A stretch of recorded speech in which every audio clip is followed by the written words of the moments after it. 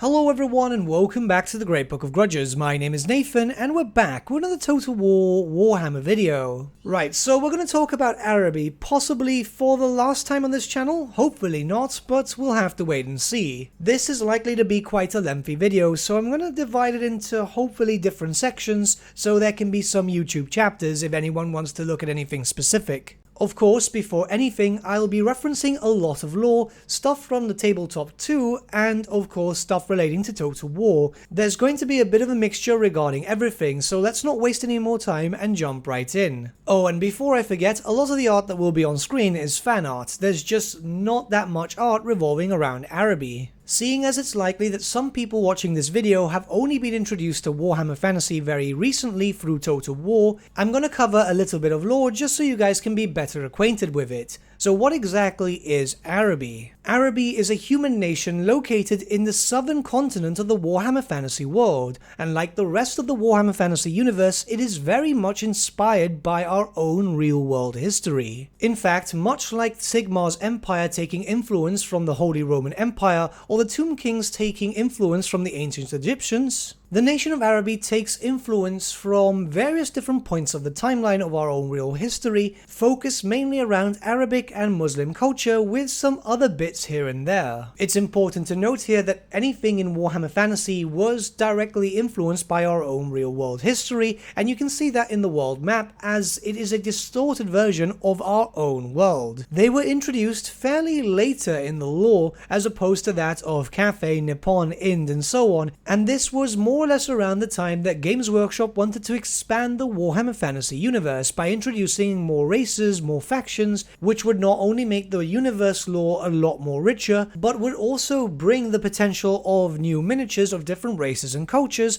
which would help them expand in a promotional sense across our real world and bring in new playstyles to then get more people to buy more miniatures. In fact, Araby did end up getting quite a lot of miniatures, but for the Warhammer Fantasy game known as Warmaster, which is a smaller scale Warhammer. We did see a few miniatures introduced to Warhammer Fantasy Standard, but unfortunately Araby was never fleshed out a lot, and it's not just Araby, as we are all aware. Pretty much anything that wasn't a lizard, an elf, or anything else that was directly close to or inside the old world wasn't really fleshed out at all. Now that we've talked about the tabletop aspect and the Games Workshop aspect, let's look at the proper lore regarding it. Araby's lore has always been a bit hard to truly understand, as a lot of different parts of established lore conflict with each other. There's a bunch of lore that states that they were around prior to the reign of Cetra the Imperishable, yet some other bits of lore often put them around the time of just before Nagash rising to power in his mortal form. Those two characters are obviously a few hundred years apart, so you can understand a bit of the confusion there. What is known, however, is despite that, their origin seems to be more or less the same way. A people that have more or less been there for millennia, and due to the fact that the area of Araby itself is very hot and loads of deserts, there have usually been two classifications for the people of Araby: those who are more nomadic, moving around to the territories and just traveling often, and those who built or occupied great cities, often around an oasis or near the Great Ocean. While both are very different, it is more or less stated in the lore that they might be the same people, just different subcultures. This happens often in Warhammer Fantasy when you look at races such as the Empire, where despite the fact that all the different states in Warhammer Fantasy lore are very, very different, most models or anything in representation of it, such as video games, put them to be exactly the same way in terms of aesthetic, and sometimes even lore too. Araby's power as a nation greatly varied between the timeline too, originally being quite strong and fighting against the living Nehekarans, and there are little tidbits of lore here and there which stated that some parts of Araby remained dominated by the Nehekarans long after Cetra's death. This of course changed when Nagash took over and managed to cast a very horrible spell which pretty much decimated most of the Southlands. While a large majority of the living around that area, plants, animals, even people had died, a number of people known as Arabians managed to survive. This is commonly speculated that it is because Araby was so large that a number of people lived so far west into Araby that Nagash's spell had no no actual reach, which could be true as it does make a lot of sense. Though Araby had taken a lot of damage this day, they did manage to rebuild, and yes, more or less stayed the same, a lot of nomads and a lot of city-states. Eventually they would rise to power, however. Leaders known as sultans would appear and unite the people, and eventually there was one sultan who united the whole of Araby. Since then, Araby had grown in strength, rivaling that of other nations, especially as most of the other parts of the world had yet not become as civilized or were still very fractured. There is also conflicting canon here which states that Araby might have been united long ago, but regardless of which, the origins more or less remain the same. It was only around 3 to 4 millennia more or less after Nagash, as the timeline itself is kinda skewed, and Araby then was forever changed, and this was around the year 1400 more or less of the imperial calendar. By this point, Araby had become quite the powerhouse, formidable in strength, very much used to fighting the dead legions of Nehekara and the Skaven from below. Not only that, but they had massive trade cities which were open not to just humans, but any who had any goods of value. This is a common theme with Araby where they are known to be quite proficient traders. They had open relations with the High Elves of Ulthuan, and there's even lore stating that they've had some decent diplomatic relations with the Lizardmen near the Southlands, of course, which is very strange considering how Lizardmen tend to be more distant from other races. But during this peak is when the original fall of Araby came. You see, this is where lore more or less gets a bit skewed. Lore had changed over the years, but the general consensus is that a great sorcerer known as Jafar had risen up and eventually wrested control of Araby into his own hands. Not much is actually known about Jafar, but many claim that he was in constant diplomatic relations with the Skaven, while others believe that he was just a very powerful chaos sorcerer who knew how to take control. The forces of Araby marched through Estalia without too much of an issue. The thing is that the Estalians were smart in order to call up some allies, as the threat of Araby had been noticed by not only the Estalians, but the Tileans, the Bretonnians, and even the Empire, which was fractured around this time. It took the might of multiple combined nations to wrest control back of the majority of Estalia and take the fight to Araby itself. This was an event commonly referred to as the Crusades. And this is where the most common misconception comes about Araby. During these crusades, many forces had come to lay waste to the towns, the cities, and so on. This is what commonly happens when a war happens. But Araby was not completely destroyed. Yes, many city-states had been sacked completely, but those are the spoils of war, which just happens generally. If you read a history book, this is very common. In fact, there is reference that many of the Arabians had been liberated from Jafar's evil control and all of his loyalists. Of course, it would take a few years for Araby to then start to recover financially, aesthetically, even just population-wise, but Araby still remained as a nation throughout the timeline, ending around the time of the end times because, well, that's when the end happened. They did rebuild, and most of Araby at that point had eventually become a trader nation, but they did eventually fight every now and then against the forces of the Old World, many of the human nations from there, though they still managed to keep on trading with the Asur, the High Elves, and the Lizardmen. It's unknown how much the Arabian influence was, but many trader states had been founded, and not only that, but in later lore, the people of Araby became much more open to the other human nations, as they wanted to then establish more political and diplomatic relations. It's commonly referred to in the alignment of the Warhammer Fantasy Universe that Araby itself was one of the few remaining true neutral factions. They wouldn't really go at war unless their territories were themselves under threat. This is just a bit of a cliff note style of the lore. If you guys are interested in a full complete lore video, I would be happy to do so. But why are we actually talking about Araby today? Well, of course it comes from the realization that Creative Assembly have recently said that there are no plans for Araby once again. They stated this once already, I believe it was either last year or the year before that, but this has happened again recently in the official Total War Discord. They've given no reason against it, they've only stated stated that they just have no plans for Araby at this moment in time, but this is obviously very curious as they've never done that with any other race or faction in the Warhammer Fantasy world.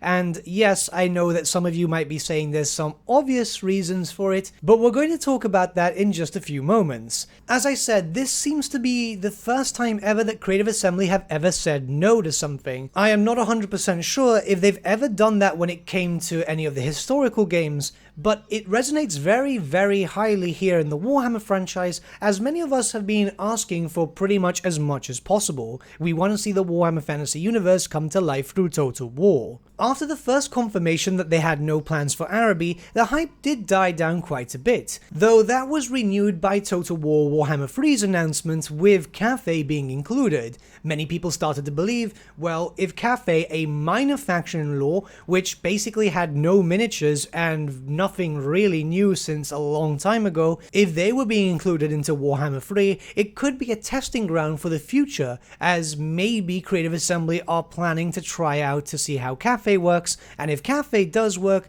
we could see Araby, Ind, Nippon, maybe even Quraysh, the Kurgans. It very much depends. Naturally, recent news kinda shot that down, and many people are worried about future race packs for Warhammer 3, or just future content in general, with again many people who had been waiting for Araby who legitimately want and genuinely want Araby, unfortunately being left out. Now, with all that being said, should we stop asking about Araby? Should we stop requesting it, and should we have any hope left? And in my honest opinion, I believe that we still have a chance at Araby in the future if everything aligns in the right way. Where unless Creative Assembly outright state it's never going to happen, then there's still a sliver of a chance. And you never know what could happen in the future. Remember, Creative Assembly once said no DLC for DLC, and yet here we are. We're a few DLC for DLC in, and it's been received incredibly well. I honestly believe that if people still want to see Araby in the Warhammer series,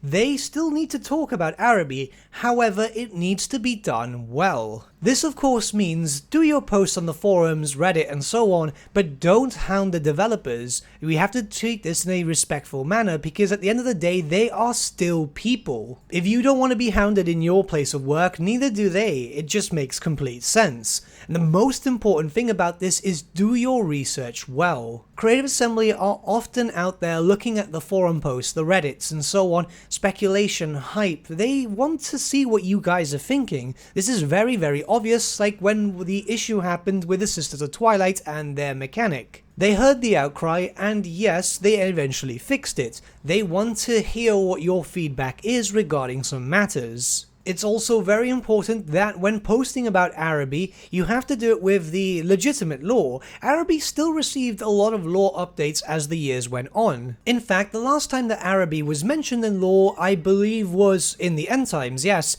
but they had a decent amount of changes throughout the years, and were not only in just the tabletop and Warmaster, but also in the Warhammer Fantasy Roleplay series. Araby's lore had been mentioned throughout so many editions and so many years that they had received updates beyond updates. Originally, Araby in early lore had very much taken from our own real world history, mainly because, if you haven't noticed by now, Games Workshop weren't really that creative back in the day. I mean, they're still not, I'm gonna be very honest about that, but back then, especially when it came to human nations which were not part of the old world or closely associated with it, this is Araby, Nippon, early Cathay, Ind, anything that just was a bit distantly away, well, let's be honest, the lore was just kinda bad. Games Workshop did try to expand the lore of these nations, maybe with the potential of releasing models, as that was always more or less the plan. This was confirmed by a former member of Games Workshop staff, but they admitted the fact that,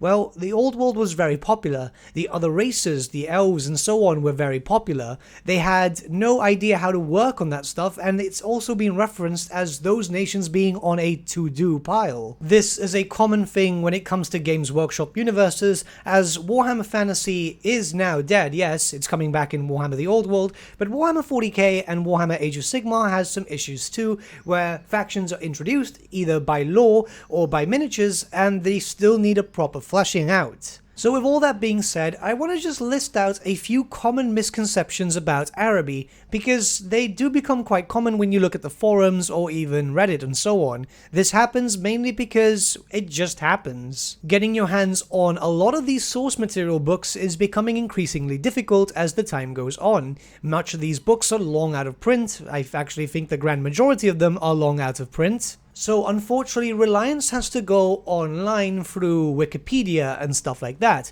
which is a shame. Now, I thankfully own a lot of these books. It's a benefit of being a part of the scene since I was 4 years old, so I own a lot of them, and I'm a collector too, so I've been able to go through as much of the lore books as possible, but even then, I can't even go through everything in a short amount of time, and I don't own every single book just yet. I'm still trying. Keep in mind that these things I'm referencing to are now of the most recent lore given any books, RPG series and so on, so let's get started, shall we? First off, as I stated, alignment-wise, Araby is one of those few nations which can be considered true neutral, very similar to that of maybe the Ogre Kingdoms, or say for example the Dogs of War. The case of Jafar taking over and leading a massive invasion into the Old World can be attributed to the fact that this happens in any nation. We've even seen that in the Empire with a succession of very horrible emperors such as Boris Golgather, who was so incompetent and so morally corrupt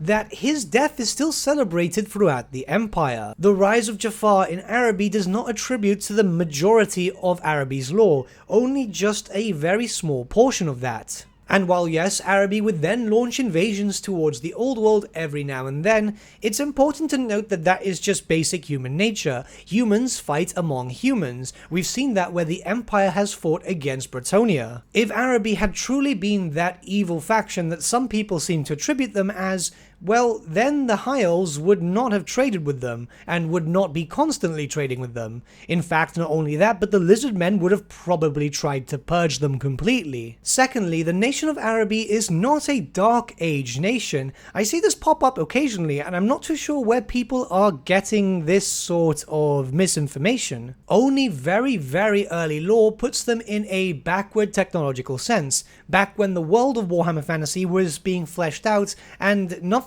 was really original. In fact, it was just basically our own real-world history being switched around. Yes, that's still the case now, but much less so. The other different types of races and factions and so on now have a lot of stuff that makes them as unique as possible, or at least they attempt to. But what would be considered actual more recent canon, or just by the standard of the most recent, Araby has embraced technology the same as any other race in the Warhammer Fantasy universe. They had embraced black powder weaponry and what could be considered technological marvels for the Warhammer Fantasy universe, as of course we know that any nation that's trying to strive needs to embrace the future. They, like the Empire, Bretonnia, Kislev and other nations, had to embrace the future as it progressed, or else they would have been completely destroyed. Religion in Araby had changed drastically. This is a very big thing to note. Some parts of Araby are polytheistic, meaning that they have a multitude of different gods,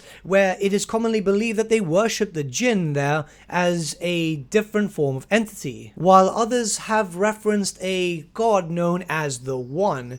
There's not a lot of knowledge when it comes to this stuff because a lot of this wasn't really fleshed out a lot. Yes, early Araby did worship a god, which is pretty much taken from our own real world, but this was very, very early in lore, and in fact there is a common theory among the fanbase. Some of you may or may not know, but Games Workshop was originally founded by what we would consider historical nerds. The idea was they wanted to make historical tabletop games too, and a lot of stuff was planned out but never came into fruition until much later. A lot of the developers at the time had no interest in fantasy, so they basically lifted a lot of stuff from our own real world and then tried to change the names around. It was very obvious in very early lore that they were just lifting stuff and changing names, and it could have just been a complete mistake where they kept certain names the same. This is further reinforced by the fact that stuff was changed very shortly after. It's just, yeah, a little bit of incompetence, let's just be very honest there. Let's just be very honest, if you go back to a lot of old lore, and I'm talking 80s and early 90s, a lot of stuff